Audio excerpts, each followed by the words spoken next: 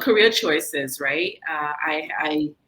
You know this, and I'll share it again. I've had where I've lost a business, and where I engaged in a venture with my husband, and then in doing so, we were full into the business, and it was a clinic that we had acquired and fully invested, and the money that we thought we would make was not coming in, and day in and day out, what was supposed to bring us a more financial security was depleting us financially, and we had to take account as to what that really meant.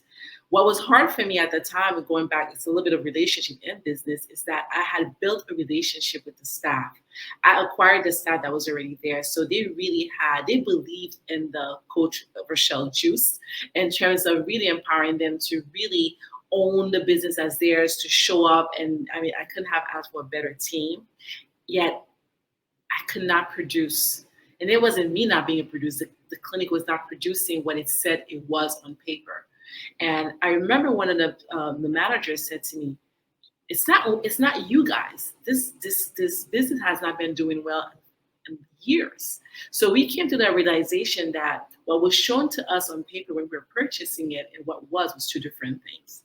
Though we did do due diligence and everything else, it was not. So now at some point, my husband and I had to come to what I call a come to Jesus moment and say, "Hey, what are we going to do? We can't keep on tapping into a personal to feed the business. We have to make a decision." And it was one of the hardest decisions because I had built such a team. They believed, they trusted, and they really bought into the idea and the vision. And I had to let them know that we had to close. I had to shut down the business and cut our losses. And it really led us to a serious financial hole. Serious financial hole. Painful hole. It was a pain that was out of our control, but yet pain to see that I had to lay off people. People that didn't have other jobs. They didn't have opportunities that I had. They didn't have other stream of income. And realizing that we had to get to a space that had to make changes in our lives because we were losing, we had lost so much. But a couple of things happened during that time. Is that I had to learn to push through the pain. But before pushing through the pain, I had to allow myself to feel it. I had to allow myself to embrace the pain and push through it. And what do I mean by that? I had to allow myself to let the feelings that are going through me exist. I wasn't shying away from my tears, from my sleepless nights, from my anguish. I was not shying away from it. It was real. It was there for a purpose. I was allowing myself to feel it. I embraced it because I remember having a conversation with myself. It's like, okay, success does not come without failure. So if this is the failure that I have to experience in order for me to succeed, to become the woman, the powerhouse, the strength that I know that I am, then bring it. I have accepted that pain. And I pushed through it by not allowing myself to sit too long in it.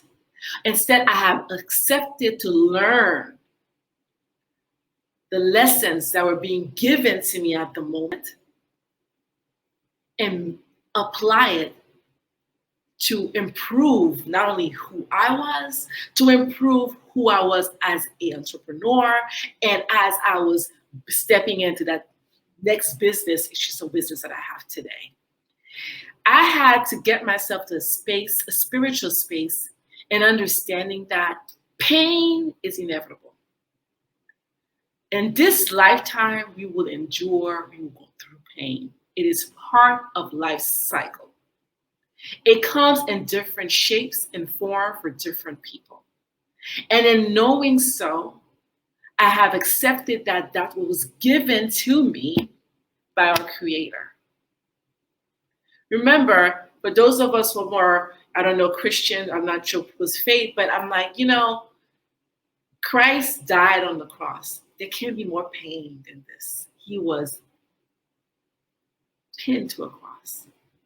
His disciples, some of them were head cut off, lapidated by rocks, you name it, they will endure excruciating, painful deaths.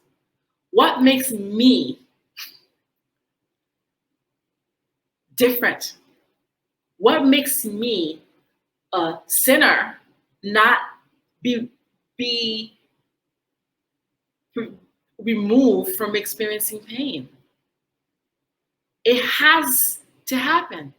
And it happens in different ways for different people. So at that moment that I became clear to me that we all have to go through pain, I said, bring it. I accepted. I fully surrendered for what that experience would be like. And I embraced it to learn, to grow, and to show up truthfully, grounded in my purpose and in my spirituality. And that's what pain does. You could take it, it could be destructive, depending how you choose to process it, or it could be so healing, it could be so rewarding, it could be so uplifting in ways, because when you look back from to where you were and where you are now, you're like, wow. You say thank you because you were given opportunity to start anew. Because who I am today, showing up in this live with you, me writing my book, me being able to step in fully in my purpose, is because of my experiences. And one thing I could say that the experience in the clinic did for me is the impact I had in the lives that I've touched with the employees that I had. And I kid you not, a good 1 to 1 year and a half later, I still have staff member working with me without pay because they believed in me, they supported me, and saw me starting my new business and decided to help me through the process without pay. That I didn't offer, they chose not to take it. Wow. So I had an impact. So it made me realize the experience, the pain that came from the experience made me realize I was grounded in my purpose. Because my purpose in this life is to have a positive impact in people's lives. So through my gift, which is my voice, to help inspire and motivate others to use, to own their voice, stand in their truth, and show up authentically. This is my purpose in this life. And when I look back in my journey in life so far, every stage of life, every role that I played is aligned with my purpose. I became a social worker. I'm impacting lives. I founded a non-for-profit to help the needy of Haiti. I'm impacting lives. The role that I play in my family, continuously bringing people together. I'm like the hub for everybody. I'm impacting lives. The fact that friends feel comfortable to always call me for assistance or guidance or advice, I'm impacting lives. I mentor young girls in South Florida. I impact lives.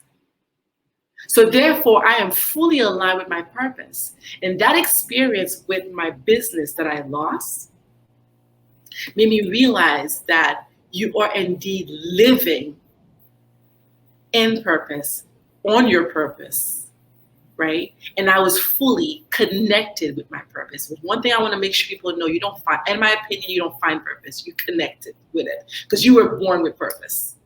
Okay. And the process of self-discovery helps you connect with that so that you could pull it through you so that you can show up in every area of your life in that purpose in different roles.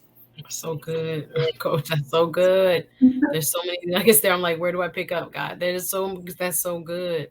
I think there are so many people that are watching that are going to be enlightened when it comes to the breadcrumbs of life and also embracing pain. I think that's probably the most difficult lesson that you're teaching right now. The embrace of pain can be very, very difficult. And the lesson that comes from that pain. Ooh. That's something that is from what I see in the chat. It's a huge hard thing to embrace. And when it comes to the good that will come of it, we don't want to necessarily know what that will be, because as I see here in the chat, and I want to go back to two statements made. Easy Gospel Piano Lesson says, pain is a response from the brain to let us know some type of trauma has occurred. Please don't ignore it and instead investigate it. But I think on top of that, she's adding, embrace it. Ooh. I think the embrace part is the part that we often don't get to. We're trying to avoid it. We are trying to minimize it, but we're not trying to embrace what it's going to lead to. Oh my. Oh my.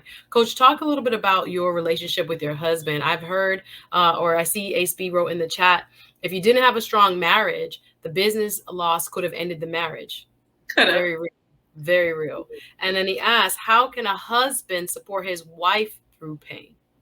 I think that's very important because we have a lot of gents watching as well. What say you? I think it's communication. It is important to have communication in a marriage. It is important to build a friendship in the marriage, and so that you have understanding of each other.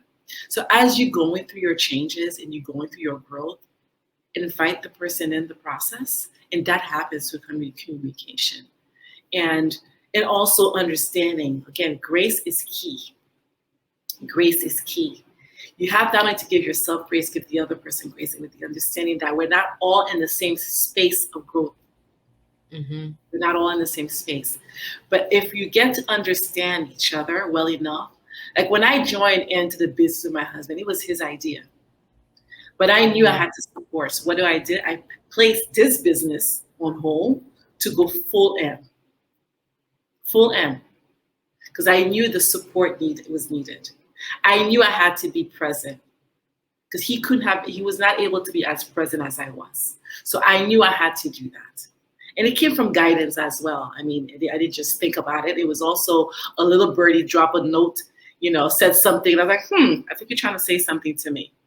And it was my accountant, believe it or not. And I was like, okay, got it.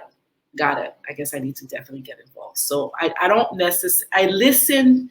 I'm very intentional with my thoughts. I pay attention because people say things without being fully clear in their messaging, but there's purpose behind it.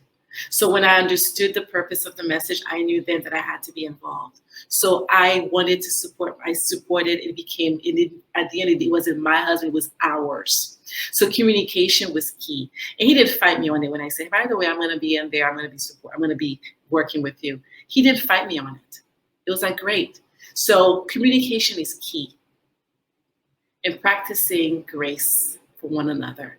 Building a friendship so that we understand each other and understand where we each are, right? Because we're in different stages. I remember my husband going through a challenging time, that was before the clinic and everything at work, and he was one of his darkest spaces, and I was already in my process.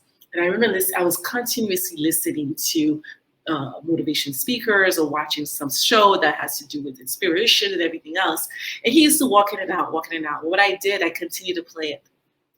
Without, regardless if he was bothered, he could always go watch TV somewhere else, luckily. But I'm doing me. I'm doing what I'm doing. And there was purpose behind that as well. That's a keynote. There's purpose behind everything. And one day when he got home, he went in front of his dresser, and it was not a good day at work. He was in front of his dresser, and I was listening to, actually it was TD Jakes playing, and I was listening to TD Jakes. And he was like, what is that? And I said, I'm watching my thing. And he kept on doing his activity. And at some moment, something resonated with him from the message. He turned around, stared at the television, sat on the edge of the bed. That was his pivotal moment. At that moment, he was open to receive. And his openness allowed him to break through everything that was holding him back.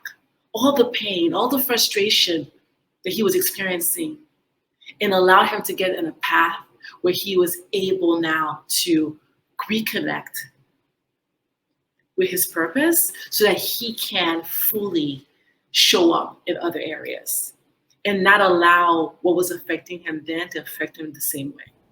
Absolutely. So that's really key. Communication. connection.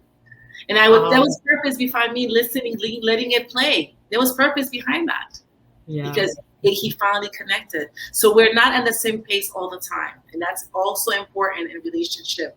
The assumption that people are where you're at. No, people are at different stages in their journey. And you need to be okay with that. That is so real. Coach, they saying this is so good. Coach Dropping Gems says easy gospel piano lessons. We need an ebook just from this live. Hello, somebody. He said, Pape. Hello, somebody. This is so good. Like I said, I'm listening, guys, and I'm always kind of trying to steer the conversation, but I'm digesting for myself too. And like, ooh, how can I apply